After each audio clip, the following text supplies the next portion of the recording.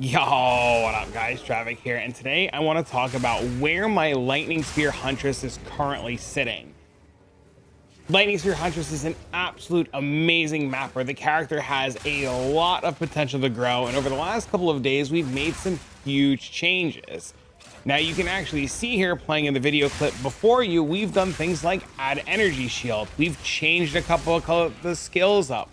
We've gone around and we've played around with the numbers a little bit, and we're working on defenses. Yesterday I released a video where I talked about Crown of Eyes and some other really cheap upgrades that you can make for your build that really just kind of push it over the edge. Now, when I was testing on stream yesterday, I managed to use the new tech in the Crown of Eyes and change up a couple of other things, both in the passive tree and in the weapon, and I was able to just pretty much clear and finish all the content. We're able to do pinnacle bosses, we're able to do Zarokh with minus 75% damage taken, and pretty much nothing really gives us a hard time anymore, and we're able to just kind of like live our life. Now you can see we're doing a tier 15 map with all the works, and it was just not a problem at all. This Zarokh here, he has the minus 75% damage buff on him, and Stormlance just does not care at all. You know, you can just easily burn him down, you can get him stunned right away, and he just falls right over. The build in itself has been growing at a rate that is really surprising even to me, and there's just so much more room for growth. Now you can see we got it against the darkness. It wasn't the best, but we're still happy. Now going forward, a bunch of people are asking about like, how does it handle pinnacle bosses? What's going on? What are we doing? Well, a couple of things with pinnacle bosses. Thanks to the new gem that came out the other day, Inhibitor, we're able to really take advantage of our frenzy charges and not burn them on things like Lightning Spear. You can see, you know, we're in a tier 4 King of the Mist, and he just immediately falls over. We'll go into the maze phase. We'll actually skip ahead through the maze phase because, you know, it's just the maze, you know, that's fine. And then we come into the next phase and we just kind of see how King of the Mist does. Now, it was no problem at all. I even, after I finished recording all of this, went out and helped my buddy Sean and did a carry for all of his King of the Mist. And as Huntress in this setup, you were able to just completely carry your friends through it, no problem. And it went absolutely swimmingly. You see King of the Mist right here, he just flops right over. Unfortunately, the loot, not the best, but overall we're happy. So I'm doing this on stream, life's going great, everything's going well, and stream's like, hey man, you know, you're using Tangletongue, try a different spear. So we load up King of the Mist again, we grab my buddy's spear, it's got 550 accuracy, a bunch of damage on it, and we go run King of the Mist again. Now you're gonna see right away when we're doing King of the Mist again, our damage in a second's not going to be as explosive as what we were just doing because we changed weapons. You see damage is a little bit slower, the ramp up really isn't there. And this is because the weapon that we decided to settle on until closer to mirror tier spear is just completely and utterly unbeatable. You'll see the damage, it just isn't there. And then we swap back to our Tangletongue. We come down to King of the Mist.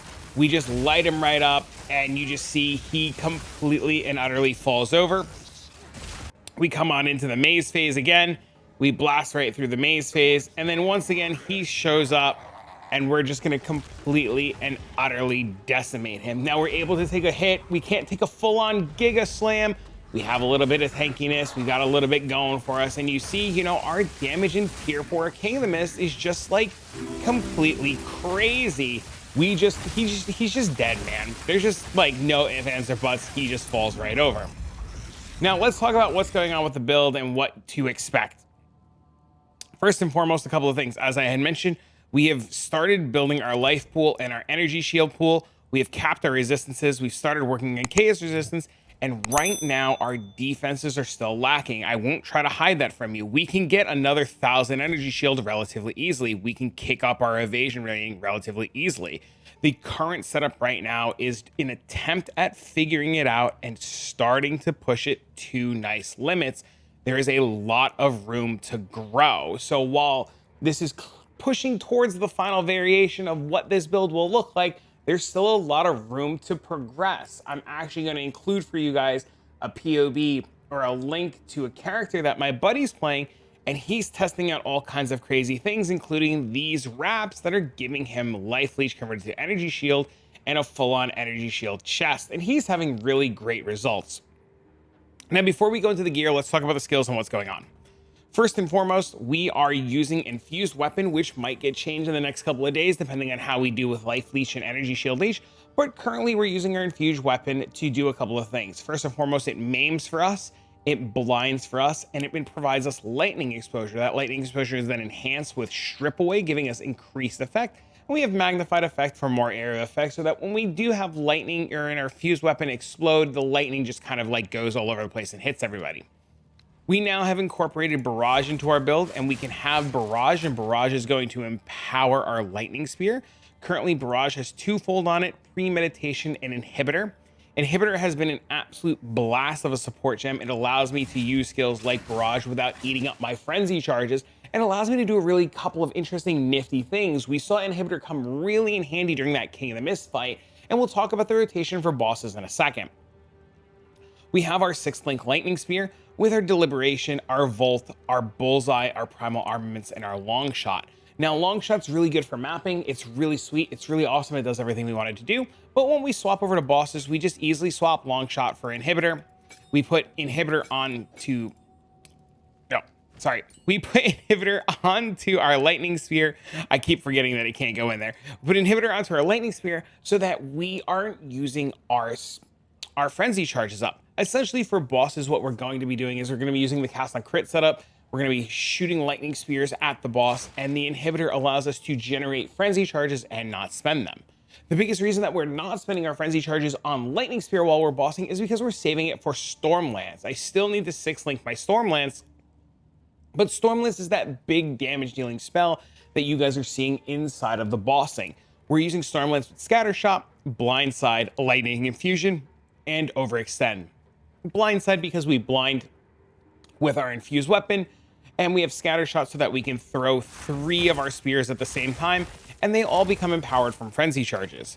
Now, the big damage dealer for our Stormlance is actually the detonation while it's Frenzy charge, because the detonation goes off in 1.5 seconds. The detonation hits for a whole lot of just like a ton of damage. And we take real big advantage of it being a 1-second attack. We throw it, it explodes in 1.5 seconds. It generates us a Frenzy charge, and we're able to repeat that cycle over and over. Now, we are indeed generating our Frenzy charges with Cast on Crit. We have Sniper's Mark and Cast on Crit with Energy Retention, Impetus, and Profusion so that we can generate additional charges. We generate a lot of charges like this. It is an absolute powerhouse while bossing. It feels really good while mapping. And if it's something that you don't want to play with and you'd rather have the Roa while you're mapping, it is really easy to shut off the Cast on Crit, take this out, put Roa in, and go do Roa things. I don't want to deal with the stun on the Roa and get heavy stun. I'd rather just not. So I keep Cast on Crit on all the time. We have Wind Dancer, which isn't doing a whole lot because we need to fix our gear up a little bit, but it is supported with Precision and Pin. Eventually, we'll have better gear, a little bit more hybrid gear. We'll get that evasion up and running really nicely, and Wind Dancer will give us a nice buff to our evasion. We have Herald of Thunder. It has our Electrocute, our Neural Overload, and our Innovate. As we're mapping, Herald of Thunder is electrocuting everything around us and blowing everything up, and this pairs really, really, really nicely with Combat Frenzy. Combat Frenzy is gaining us an additional charge, so pairing Combat Frenzy with Herald of Thunder and Electrocute and Cast on Crit is giving us an unlimited supply of Frenzy charges so that our mapping experience is really, really, really smooth, and we never have to worry about charges, and we always have charges. Our Combat Frenzy has the new support gem Mysticism. Since now we have Energy Shield, every once in a while we gain an extra 30% spell damage, which pairs with our gear really nicely, and it's just a 30% increased damage, on all of our skills. And then we have Clarity to help us with a little bit of mana regen. You really don't need these. You can find other things. You can actually take these 2 off and get another 30 Spirit or 26 Spirit and just kind of mess around with other things if you'd like. I have Explosive Spear in. I still like Explosive Spear a lot. It's a lot of fun. It's a really cool skill to use. It deals a lot of damage. We have that with Fire Infusion, Expedite, and Fire Penetration. And then Expedite might actually go on to Stormlance when we get our 6th link, just so that we can have it detonate faster. And then lastly, we have a self-cast Sniper's Mark with Inspiration and Arcane Tempo. This Sniper's Mark is what we'll use at the start of boss fights. So we go into a boss fight, we trigger, say, King of the Mist or Zesh or Zarokh or whoever. We easily mark him, we throw our spear, we consume the charge, we have a Frenzy charge, and then we are able to just Stormlance the rest of the way. So when you go step into a boss while using this, you mark, spear, and then kill it, and boom, you are set in stone. Now, you don't have to cast a sniper's mark. You don't have to press a sniper's mark. You can just spear him to death until you get the frenzy charge that way to start the, start the train going. But it's a lot easier to easily just cast the sniper's mark and go. Now, as far as our gear, a couple of things are going on here. I have an old spear. I was using my old spear. My old spear is pretty good and does really well. It doesn't have 10% base crit like a sea glass, but it did the job and it cleared and helped me clear all the content. While my spear has 702 accuracy, a bunch of flat fizz, crit, attack speed, it's an okay spear. It was easily beaten out by Tangletongue, and we'll look at POE in a minute. This weapon is an absolute monster. If you have this weapon with 19% or more crit, 2 sockets, it's completely insane. It's probably the best thing that you're going to equip until you get close to mirror tier levels. There's not many spears, in my opinion, that outperform Tangletongue, and you've saw in all the footage played before you, Tangletongue was the main use there, and it just blows up everything. For those of you who don't understand what it does, it has a skill on it called forked critical hits that say if your hits with this weapon roll against a critical hit chance twice when determining if they're a critical hit. If either roll succeeds, the hit will be a critical hit, and thus critical damage bonus will apply as normal. If both rolls succeed, then the hit will be a critical hit, and the critical damage will apply twice to that hit. If a modifier makes your critical hit chance lucky, luck will apply to both of them. So, what this means in Path of Building. If I come over and I load up my Path of Building, let's start it fresh from the ground up. Let's import the character as is, and let's bring up Lightning Spear. And you see we have Tangletongue. Now, what we're looking at here is we're looking at our Lightning Spear damage with no calculation set, pretty much just the spear, our gear, our tree, and we're going really well. We're at like 91,000 roughly with all the calculations. If I copy this weapon here, and I bring this weapon here, and I import this weapon will be more damage. Hands down, more damage, not a problem. Where Tangletongue comes into play is that critical hits, or 4 critical hits apply twice. I asked a couple of people, I inquired with Twitch chat, the best way to calculate this in POB. The following is an assumption based on Twitch chat, so it may or may not be wrong, but this is my current understanding from everybody else on how this works.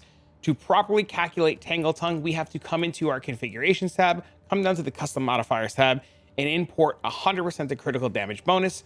This right here, when I take this out, is doubling our critical damage multiplier to simulate critting twice.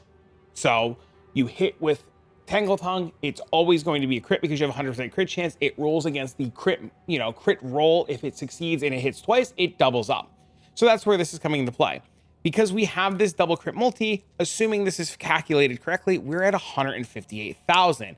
If I remove this and go back to my other spear and put my spear in, we are at 132,000. Now, like I said, that's just what I've been told on how to do it. And I've tested Tangletongue and my spear, and Tangletongue just outperforms and feels better and does everything 1,000 times better. The problem is Tangletongue is a little bit expensive, especially for a good roll. You want to have that 100% crit chance. Now, spears might outperform Tangletongue as you get closer and closer to that 100% crit multi-line or critical hit chance, with the sea glass and everything rolled perfectly. Now, the rest of our gear, let's talk about what's going on. We are using the new tech with the helmet and the shield. Our helmet, Crown of Eyes, gives us resistances. It reduces our fire resistance, feels a little bad, gives us some accuracy and energy shield. The big takeaway from this helmet is it says increases and reductions to spell damage also apply to attacks. This means that any extra spell damage we get both on the tree or gear will apply to all of our attacks. So we get to pretty much just build in more than one way. The reason this is so important is we get to use a shield or a focus like this. I know somebody's gonna be mad I called it a shield, but we get to use a focus like this that says increases spell damage per, 10 spirit. Currently, we have 216 spirit, so it's the equivalent of 210 spirit. We gain 12% per 10, so, you just do a little bit of simple math. It's like 200-something% damage. It's completely crazy. It's just it's just completely crazy. It's crazy. Or maybe it's it's some number. I don't know. What's math on this? So we have 210. It goes in by every 10. We divide this by 10. It's 21. We multiply it by 12. It's 252% damage. So this combination just adds 252% damage. If you saw my last video, you understand that it is a metric ton of damage, and it brings our sheet damage and our tooltip and POB through the roof. Now, we're moving over to a chest. We have a chest that has fire, cold, and chaos resistance, spirit, life, and energy shield. There is a world where I think I should have not taken a life roll on my chest and just have gotten flat energy shield evasion on both the rolls alongside spirit. It would have been a nicer chest. It would have given me more evasion, more energy shield, more life than the life roll. This chest was available on trade. It was 1 divine for 1 divine. I am not passing this up. I'm 100% using this until I farm a little bit more currency. Our amulet, we have spell damage, maximum energy shield, spirit, level of projectile skills, which isn't really needed, intelligence, and fire resistance. We have a ton of spirit to scale with this and this. And then we have a little bit of spell damage to scale with the setup. And then we have vulgar methods, which is giving us a increased critical strike chance, some reduced mana, which we don't care about, and a little bit of strength. There is a world where I need to POB. That storm charge will be better, but I need to make sure that I'm still crit capped making the swap over. I haven't double checked or triple checked it. I didn't feel like spending more money. Everything's completely working. I'll probably make some changes as I upgrade the gear. Ring 1 is flat lightning damage, max life, strength, cold resistance, fire resistance. To give you an idea, flat damage on the ring, you can see right there, just adds a whole lot of damage. It is really good. It can't be beaten. Our other ring, same thing. Evasion, max life, intelligence, cold resist, fire resist, lightning damage. This ring was 1 divine. Unfortunately, it's on a bad base. The cast speed doesn't do us anything, but for all the stats provided, it was unbeatable. Just like for 1 divine, I just wasn't passing it up. It was insane. Now we are moving over to our belt.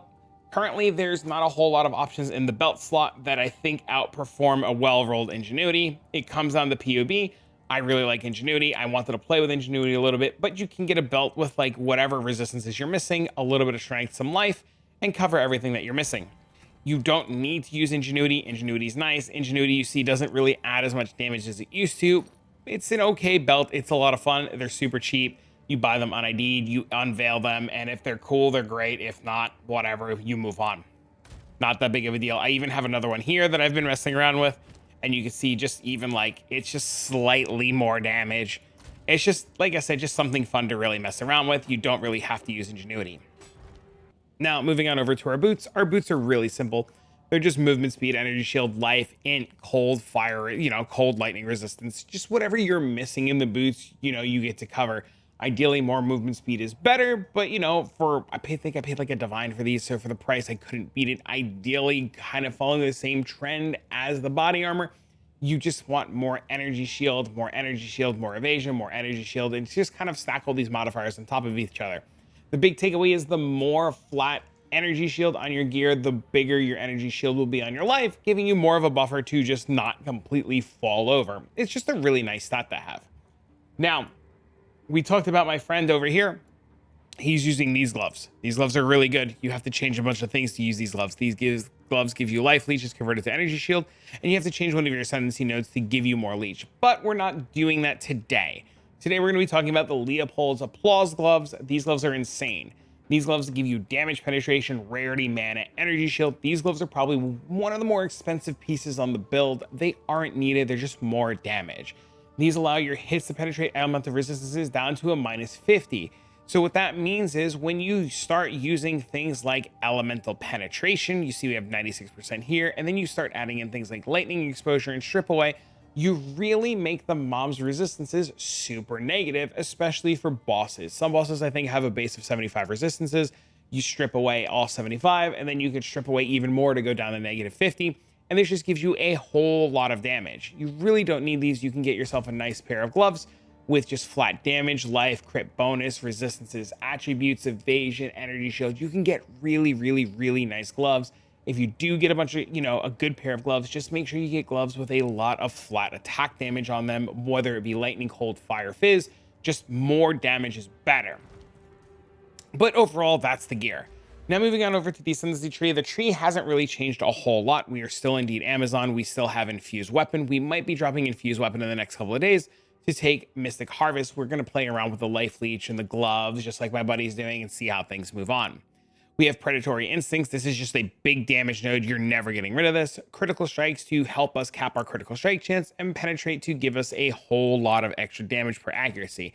That's why we have the accuracy runes in our Tangletongue. I know some people have crit bonus, but the accuracy plus penetrate can't be beaten. We've changed up the start of our tree here to take a bunch of dex nodes. We're still taking these attack nodes and primal instinct, and coming down the tree here, you'll notice one big change. Because we're using the applesauce gloves, we have surging currents. This gives us a bunch of lightning penetration to help us get down to that -50 so that we can make sure that any mob that we come across isn't a big problem. We're still taking the crit wheel here. We have a jewel here that gives us lightning pen, attack speed, accuracy rating, very nice. We have the wheel here to give us more shock magnitude, the skill effect wheel here, falcon dive for attack speed and accuracy rating, and pretty much the entire spear wheel.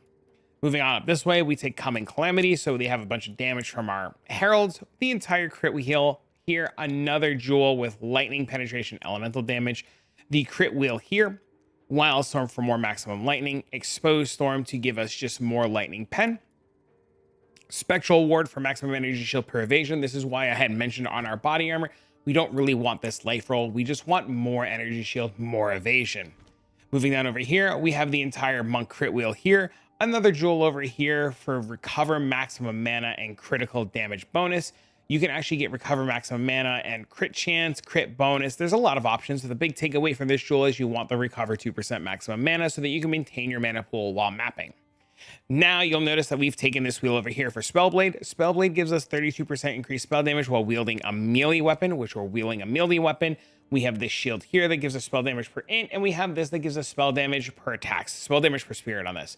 The big takeaway is that this helm allows us to spec into nodes like Spellblade that give us spell damage while wielding a melee weapon, and this is a lot of damage for this entire wheel.